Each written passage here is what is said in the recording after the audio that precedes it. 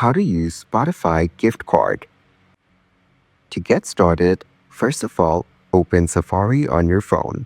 Or you can also use any other browser that you want. For now, I will use Safari. So once you're here on your browser, tap on the search bar and then type in spotify.com/redeem. You can also just search Spotify Redeem on your browser. Then tap on Go or Search.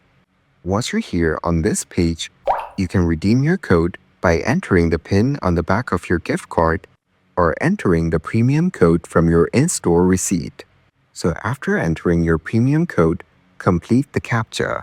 Then just tap on Continue as shown in here. If you want, you can also use another payment option by tapping on the option below.